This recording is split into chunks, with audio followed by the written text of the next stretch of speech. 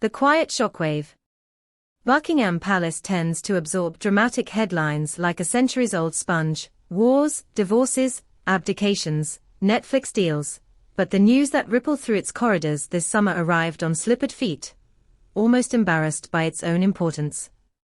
Princess Anne, prop forward of the Windsor scrum, has told her private office two things that once seemed mutually exclusive. She will start winding down at 80, and she will step back entirely at 90.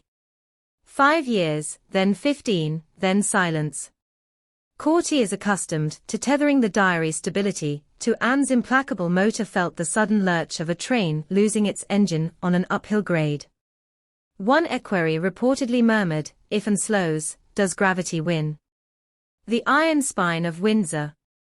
To grasp why a mere date circled in pencil can rattle an institution, you must understand that Princess Anne is not simply another working royal. She is the monarchy's shock absorber, its unsung diesel locomotive, the person dispatched when a rural poultry show needs royal stardust, or a sub-zero NATO exercise in Norway requires a patron who won't complain about the blizzard. Over 5 decades, she has cut more ribbons than many royals cut birthday cakes, clocked an average of 435 engagements a year, and made punctuality an almost spiritual calling. Diplomatic protection officers joke that Anne's ETA is calculated to the millisecond. If a police motorcycle escort slows, she will note it with the flick of an eyebrow so sharp it could debone a salmon. The first lesson in grit.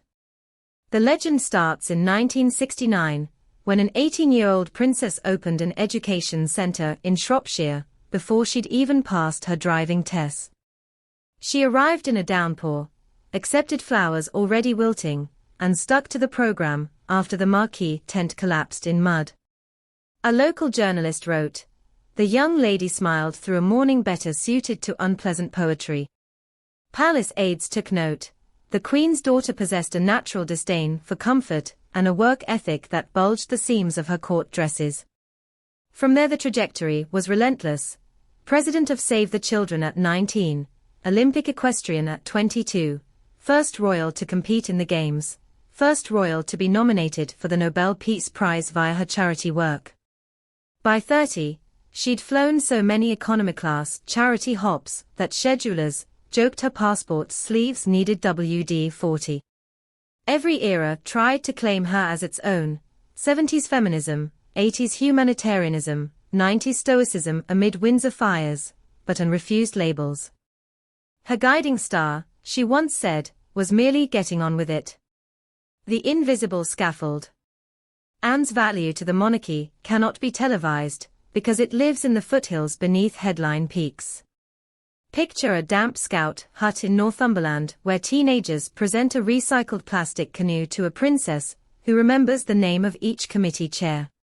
That memory translates into a tiny grant, which morphs into an award-winning mental health program, which later features in an NHS white paper cited by a cabinet minister who never met Anne but benefits from her groundwork.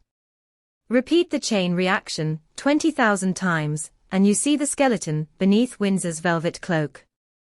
The 5-year warning.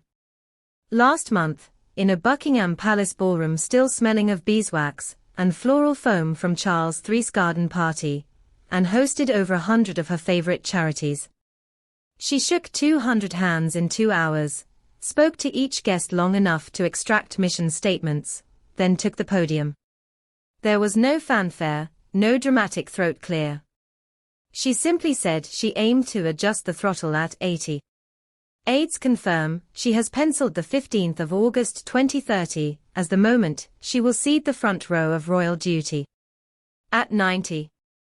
I shall step back entirely, unless absolutely necessary. The Philip blueprint.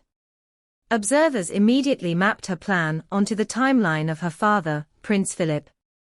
The Duke of Edinburgh finally retired at 96. A year that feels superhuman until you learn he argued to continue. Anne's glide path nods to that iron precedent yet adds a practical slope. By 80 she'll shed peripheral patronages, cut travel legs requiring overnight security details, and limit international trips to essential Commonwealth or Olympic duties. Her rationale, aides say, is preserving quality over quantity so the monarchy's wheels never wobble. The heir-training crucible. William and Catherine, next runners of the baton, now face accelerated immersion. When Anne bows out of the royal and ancient, who shakes the captain's hand at St. Andrews in 2031. When she relinquishes her honorary colonelcy of the Blues and Royals, which uniform will salute the household division on freezing January parades. Every gap becomes a training ground, every handover a stress test of modern royalty's depth chart. Inside Kensington Palace, calendars already glow crimson, with new duties harvested from Anne's future pruning. A personal ledger of unfinished business. Despite the feminist column inches praising her work ethic, Anne's reason for delaying any slowdown until 80 is deeply private. Friends point to Gatcombe Park, her Gloucestershire estate, where half-finished equestrian cross-country courses still need redesign for international competition. She wants time to judge those events, not just ribbon-cut them. She hopes to see her grandchildren, Savannah, Isla, Mia, Lena, Lucas, ride Shetland ponies without issuing a press release each time they fall off. She also wishes to compile a personal archive of letters from Save the Children field officers, thousands spanning Cambodia, Sudan, Peru, into a digital repository accessible to young monarchs confronting future crises.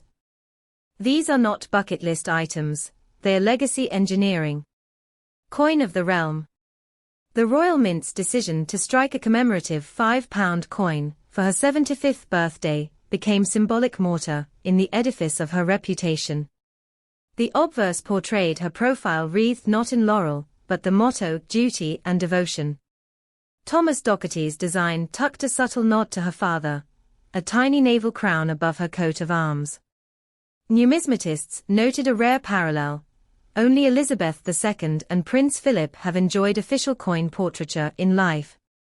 When 250,000 coins sold out in hours, the Mint's director quipped, "Turns out reliability is as collectible as romance." The invisible fatigue. Anne would bristle at being called tired, yet insiders concede the schedule extracts physiological tolls. Her knees carry microtears from a lifetime of steeplechase landings. Her right shoulder still aches on humid days from the 2003 riding accident that cracked a vertebra. She submits to physio only when horses require shoeing breaks. Aides-de-camp hide electrolytes in her water bottles, because she loathes fancy wellness nonsense. The palace medical team, studying actuarial tables, quietly agreed that an 80-year ramp-down is prudent risk management. The public reckoning. Polls conducted after news of her plan reported a curious statistic. Republicans dislike the monarchy 14% less when asked about Princess Anne specifically. She is the crown's bipartisan asset, the arguable proof that royal privilege can coexist with relentless public service. When she steps back, that buffer against anti-palace sentiment thins. PR strategists muse about shared civic resilience, but the truth is simpler, and makes the monarchy look less like Versailles and more like the Women's Institute at full sprint. Succession chessboard. Charles's reign, already complicated by health battles, banks on three pillars: consistency, Anne; popularity, William and Catherine; and reform himself. Remove or soften the first, and the second must swell to fill the vacuum while the third keeps pace.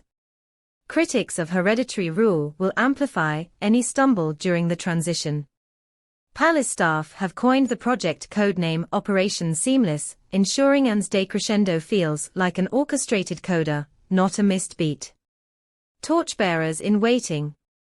Sophie, Duchess of Edinburgh, has quietly shadowed Anne at niche patronages, spinal injury centres, maritime charities, preparing for eventual baton passes. Zara Tindall, Anne's Olympian daughter, could assume certain equestrian presidencies, but as a non-working royal she cannot be paid for official duties. Behind them stands Princess Beatrice, whose corporate acumen might fit tech education causes and currently nurtures. Yet none possess her encyclopedic recall or steely bluntness. Replacements will approximate, not replicate. Rural hearts, urban wallets. Anne's withdrawal will be felt acutely in Britain's agricultural calendar. County shows rely on her presence to spike ticket sales. Without that surge, sponsorship deals shrink. City-centric royals often can't replicate her fluency in livestock metrics or combine harvester banter. One Farm Bureau chief sighed when Anne asks about mastitis statistics. She actually knows what colostrum is. The Crown Estate is drafting a rotation plan to ensure at least one Windsor attends each regional show. Still, the authenticity gap may linger like tire ruts in wet clay. Symbolism of the 5-year gap. Why give warning? Because surprises erode trust. Anne's pre-announcement grants charities half a decade to plan succession. It also telegraphs a strategic truism: better to schedule your exit while strong than be ushered out by infirmity. In a family haunted by bitter late career optics, think Edward VIII's exile, Prince Andrew's implosion, Anne's calculus is preventive medicine. Mirror of mortality. Royal watchers can't ignore the emotional shadow. Elizabeth II stood down only in death. Philip resisted until his body revolted.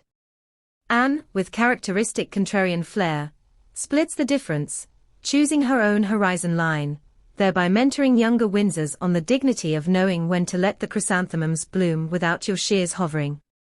The diary's future heartbeat. Insiders predict Anne will keep the Save the Children presidency until 82, shepherding its centenary in 2030. She'll likely maintain colonelcies in regiments whose veterans rely on her Christmas letters. But lesser patronages, obscure engineering guilds, niche sporting federations, will be reassigned. The Palace digitization team is already building a color-coded matrix of Anne's 300 organizations, ranking them by financial dependency, public relations impact, and emotional resonance. Coda in the Highlands. One image seals this unfolding story: Anne at Balmoral, reins loose, hacking through purple heather while September rain mists her spectacles. She halts at the cairn Philip built for Victoria's faithful gilly, wipes fog from a memorial plaque, and murmurs a line none shall ever hear. In that private liturgy rests the core of her decision: duty is eternal, but duty-bearers rotate. So she strokes her horse's neck and turns for home. 5 years remains a long canter, but dusk is visible between Scots pines. What happens when she truly stops? Journalists speculate she'll write a memoir, unlikely. Anne believes autobiographies waste time better spent on livestock auctions. Perhaps she'll join the board of the International Equestrian Federation, perhaps she'll simply rise at dawn, muck stables without bodyguards, and ride to the ridge where Gatcombe's valley unwinds like a ribbon beneath Gloucestershire sky. She will still read dispatches, still track Save the Children's metrics, but without photographers crouched beneath privet hedges. The unspoken inheritance. George, Charlotte, and Louis, watching their great-aunt grind the gears of obligation, inherit something memoirs can't bottle: the knowledge that crowns may glitter, but they weigh less when anchored to calloused palms. If they carry that forward, Anne's slow fade will not dim the monarchy. It will harden its silhouette against whatever storms lurk beyond 2040. The countdown has begun, but it does not toll a farewell. It rings a warning bell across the battlements of 1,000 charities, regiments, and county fairs: prepare, replicate, evolve. Because the woman who has stitched Britain's civic safety net for half a century is finally threading her needle through the cloth one last time, knotting it, and placing it gently on a silver tray. 5 years to watch, learn, and above all, to prove that the monarchy can keep pace when its most reliable engine shifts into a deserved idle.